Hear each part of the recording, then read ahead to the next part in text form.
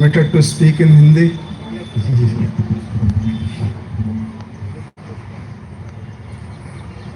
Firstly, I want to make a very humble submission that I will try to make a Creole of Hindi and English, because it is difficult to me speak such depth philosophical thought of the Buddhism in English, and no one can.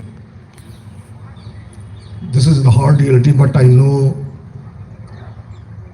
the audience sitting at me have same difficulty to understand, comprehend the philosophy in Hindi, especially to Devadal Bhikshu Sangha.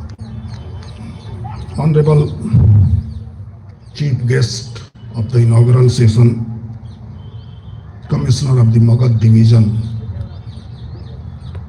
Susri Safina ji,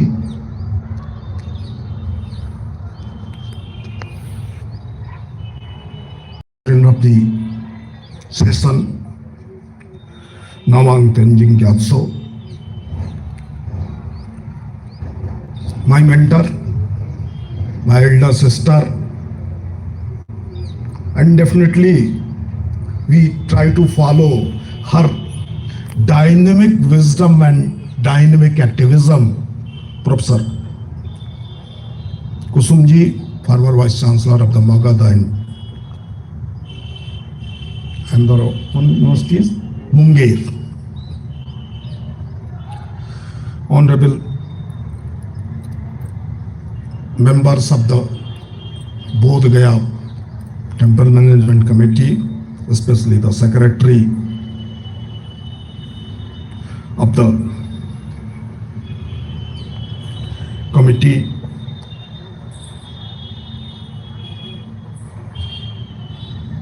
friends, the topic of this seminar, though this is a one-day seminar, but it is going to be held under auspicious land of the awakening of noble truths, transforming of the Siddhartha into Buddha. It will be beneficial for entire humanity indeed. And it's have a worldwide relevance also. Because when we are talking on the awakening of the humanity, the more than 400 wars are presently going on this earth. We know very few. We know Russia, Ukraine, we know Iran, Iraq, Israel, such few wars, but total number is more than 400 wars which is going simultaneously at this moment on the scope. So that this is very important topic. What does mean by awakening humanity? What is the humanity? The entire world is for 400 years only discussing about the prosperity and progress. The discussion, the thinking about the bliss and peace is sidelined. It's marginalized. Very few communities, very few sects of this world are trying to explore how does it possible to make this world better and peaceful. Peace, usually we take it that absence of war and conflict is the peace. But this is a theory comes from the binary thought system of Eurocentric philosophical moving. Peace means the Shanti, peace means the bliss. Peace means not only the bliss and Shanti, but it's being in tune with the nature. It's living with mindfulness. It's living in the present. It's living in the firm belief about the non-permanency, fluxy nature of this world. For that, definitely the Buddha's teaching, especially the truth which was enlightened here, which was perceived and visualized by the Buddha at this holy place, is more important. We can perceive nowadays also everywhere there is suffering. Everywhere there is some crucial cause of the suffering. Everywhere the seekers of peace who are trying to resolve the conflicts are trying to know the cause of these conflicts and sufferings. But ultimately, that all are only at the rational level. That all are based on the arguments. And to resolve the conflict, to eradicate the suffering, Buddha clearly says, Lord Buddha clearly says, these are indescribable questions. Avyakrita prasnani. One cannot describe these things on basis of argumentation which we derived from our discussions. It's only way to eradicate this Sanatan Dhara of the suffering, Sanatan Dhara of the pain and sorrow, is to realize the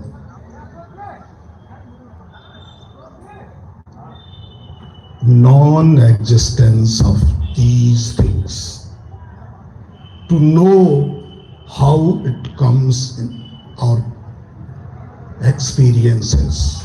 These are not permanent, eternal cause-effect theory, but there is the cause, there is the effect. But all are in continuity of flux. We are in ignorance, so that we are feeling which does not exist as existent. This is the only ignorance, and that creates all type of greed, grief and lust.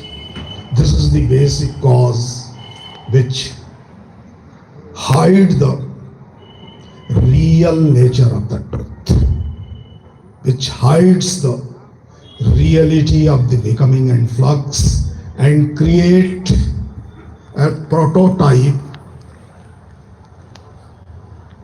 only sensuous but falsy knowledge of permanent reality. And if we perceive that these all are the permanent, we want to achieve that permanency because it's our primitive nature to seek out the immortality, to seek out the permanent pleasure, permanent happiness, so that we want to acquire all the worldly things because we feel these are perceiving, we are objectively real, so we have to acquire that, we have to possess that, and possession will create a pleasure, a happiness in our inner chambers, but this is not possible. The peace is possible only to configure.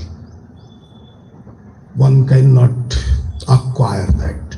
And configuration is possible only through the meditation, through knowing the real nature of the entire existence, the real nature of this perceivable world, and for that, seeing within, seeing back, the vipassana, looking back, is the only way what I am. Am I existent? Am I permanent? Am I really exist what we perceive? Our actions are really true and blissful, kalyanakari for me? These are the basic questions which could be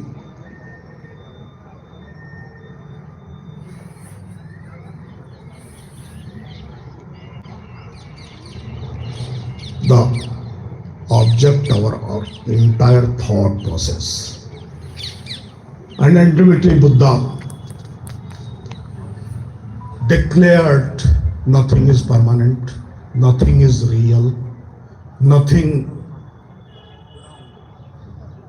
is without any cause. So we have to achieve, we have to know the cause, we have to realize the cause, we can realize and we can eradicate the suffering through some sort of the practices. These practices are important.